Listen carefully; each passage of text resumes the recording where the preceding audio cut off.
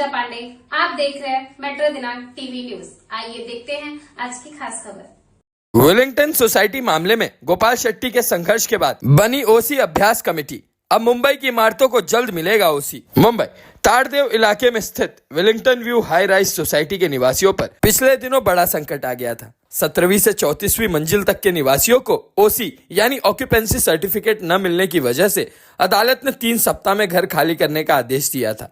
इस फैसले से सैकड़ों परिवारों में बेघर होने का डर गहराने लगा।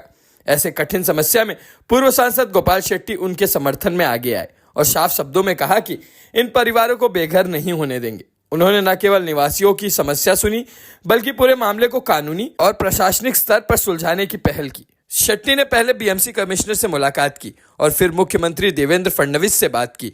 मुख्यमंत्री ने उनकी बातों को गंभीरता से सुनते हुए तुरंत बीएमसी आयुक्त को कार्रवाई के निर्देश दिए। मुख्यमंत्री ने अधिकारियों से कहा कि गोपाल शेट्टी जी जो कह रहे हैं उस पर तत्काल मदद की जाए। इसके बाद मुख्यमंत्री के मार्गदर्शन और भाजपा मुंबई अध्यक्ष अमित साटम की देखरेख में ओसी अभ्यास कमेटी का गठन हुआ, जिसकी अध्यक्षता गोपाल शेट्टी कर रहे हैं।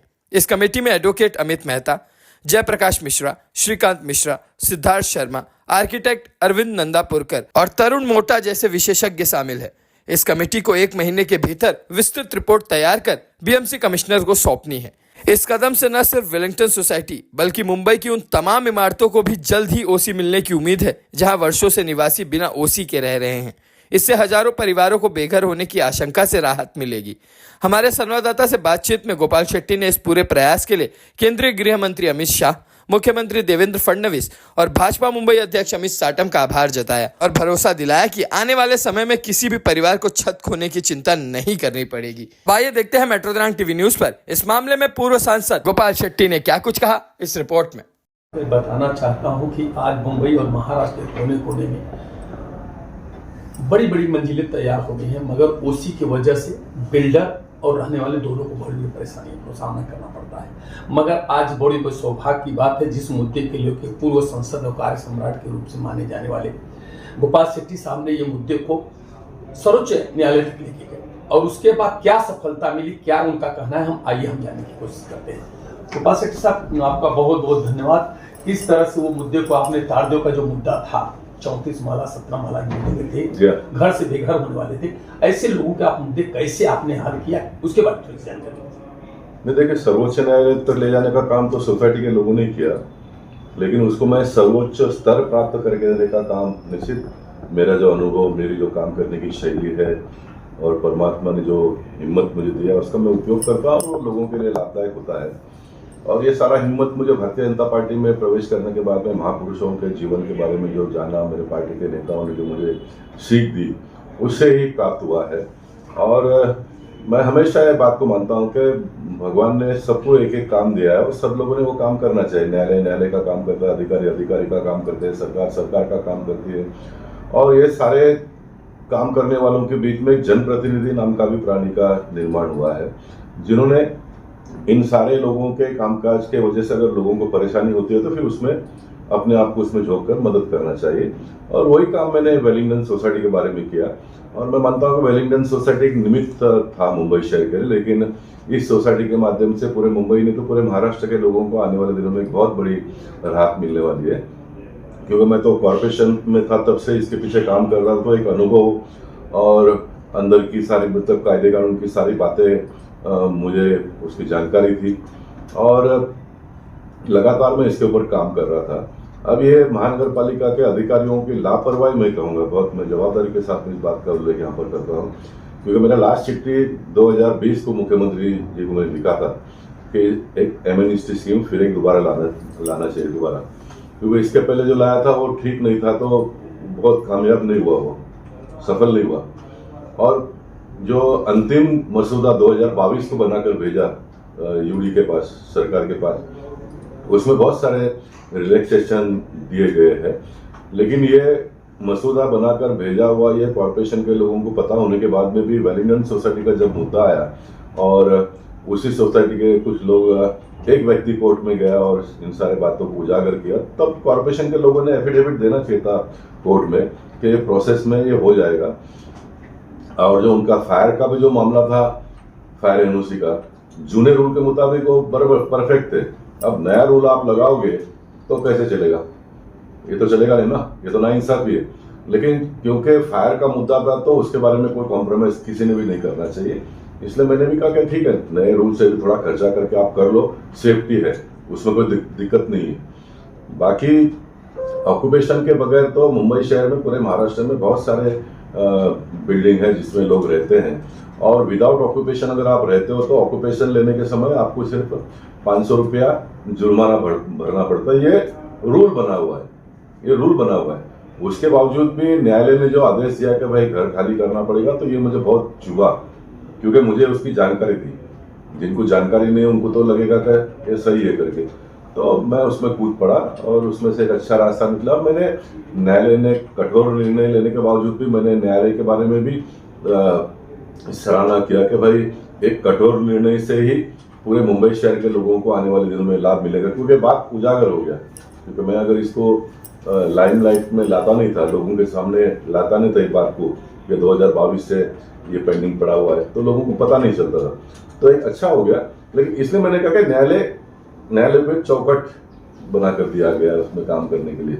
उनकी भावना कितनी भी मेरे और आपसे भी अच्छी होगी तो वो उजागर नहीं कर सकते, क्योंकि उनको एक बंधन में बंधे हुए वो। अब कुछ न्यायाधीश थोड़े आउट ऑफ द बॉक्स जाकर भी कहते हैं, तो वो उनका अपना मत है। हम किसी को कह नहीं सकते कि आपने ऐसा करना चाहिए, ऐसा कोई संविधान में भी कोई प्रोविजन नहीं है। लेकिन कुल मिलकर मैं मानता हूँ कि अच्छा होगा, मुंबई शहर के सभी इमारतों को ऑक्यूपेशन मिलेगा आने वाले दिनों में। जो पैसे अधिक भरने पड़ते थे वो कम भरना पड़ेगा। वेलिंगटन सोसाइटी में से, चलो किसी को लगेगा गोपाल शेट्टी ने रेवेन्यू लॉस किया कॉर्पोरेशन का, आपको एक सोसाइटी में से कम पैसा आएगा, लेकिन सारे लोग अभी सामने आएंगे तो बहुत बड़ा एक रकम कॉर्पोरेशन के तिजोरी में भी आ जाएगा। और पैसा एक सेकेंडरी है, हमको पैसा बनाने के लिए पैसा तो चाहिए, लेकिन सिर्फ पैसा ही कमाने के लिए ना कॉर्पोरेशन काम करती है ना सरकार काम करती है।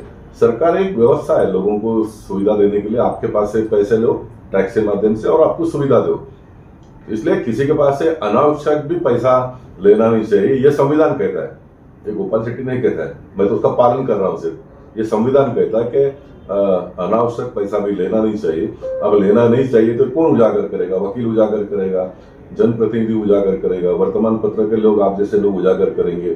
सामान्य आदमी बेचारा क्या करेगा? उसको क्या, अगर पता भी है मुंबई शहर के कुछ लोगों को, तो भी क्या उसके पास क्या पावर है? अब आप मेरा इंटरव्यू ले रहे हो आकर, सामान्य व्यक्ति को रास्ते पे जाने वाले से तो आप इंटरव्यू नहीं लेंगे ना, तो वो क्या कर सकता है? मेरे से ज्यादा बुद्धिमान लोग हैं। और ये बात को मैंने विधानसभा में, कॉर्पोरेशन में और लोकसभा में उजागर किया है कि मेरे उत्तर मुंबई में मेरे से ज्यादा बुद्धिमान लोग हैं, लेकिन क्योंकि मुझे चुनकर भेजा है तो उनकी बातों को उजागर मैं नहीं करना चाहिए और मैं करता हूँ। ये मेरा काम करने का तरीका है। मगर सर, जिस तरह से ये भी चर्चा है कि मुंबई के अध्यक्ष अमित साटम और गोपाल शेट्टी ने एक टीम बनाई जिसके वजह से 4 सप्ताह के अंदर महाराष्ट्र सरकार को इसका जवाब फाइल करना था, इस पर क्या कहना? नहीं, मैंने सभी टीवी में इंटरव्यू में ये कहा है कि मैं मुंबई भारतीय जनता पार्टी के अध्यक्ष अमित शाह जी का अभिनंदन करना चाहूंगा। उसके पहले महाराष्ट्र के मुख्यमंत्री देवेंद्र फडणवीस जी, जब मैं वेलिंगटन का मुद्दा लेकर गया उनके पास, मैं तो बहुत कम जाता हूँ, लेकिन जब कभी भी जाता हूँ तो उनको पता रहता है कि गोपाल शेट्टी आए तो कोई सही मुद्दा को लेकर ही आए होंगे। तो मैंने उनको कहा कि एक बार तो जलगांव थे तो वहाँ से उन्होंने कमिश्नर को फ़ोन किया, एक बार मुंबई से उन्होंने फ़ोन किया और कहा कि गोपाल जी की जो कह रहे हैं वो सही है, मुझे लगता है आप उसके ऊपर देखिए। और कमिश्नर ने उस बात को मानी। और फिर मैंने मुंबई शहर के अध्यक्ष को कहा कि सिर्फ एक वेलिंगटन का मुद्दा नहीं है, आप एक कमेटी बनाइए और उसमें से हम लोग इसका रास्ता निकालेंगे। तो उन्होंने तुरंत कमेटी बनाकर उसका अध्यक्ष ही मुझे बना दिया और उसमें 4 advocate Amit Mehta, advocate Jayaprakash Mishra ji, advocate Siddharth Sharma और विवेकानंद गुप्ता जी, ऐसे 4 एडवोकेट और 3 आर्किटेक्ट को लिया हमने, जिसमें अरविंद अंदापुरकर है, तरुण मोटा है, दिलीप देवलकर और बाकी भी सारे लोग हैं। ऐसे सारे लोगों ने मिलकर हमने जो और एक्स्ट्रा पॉइंट्स देना था सरकार को वो हमने दे दिया है। अब जुने पॉइंट्स और नए पॉइंट्स दोनों को मिलकर इस महीने के अंत तक एक ड्राफ्ट हमको देने वाले हैं। फिर उसमें जो कुछ और सुधार होगा तो हम लोग बातचीत करेंगे और फिर इसको जल्दी हम इम्प्लीमेंट करेंगे।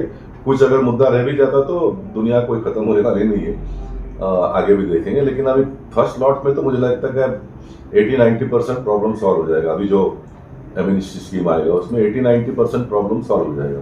5-10% बचेंगे तो आगे उसका भी रास्ता निकालेंगे। एक सवाल मेरा ये है कि जिस तरह से गोपाल शेट्टी साहब ओसी वाले मुद्दे से पब्लिक को बहुत राहत मिली है, साथ साथ बिल्डरों को भी राहत मिली है, मगर सरकार का क्या नुकसान होगा, क्या इसके बारे में? नहीं, मैंने कहा ना कि सरकार का कोई नुकसान नहीं होगा।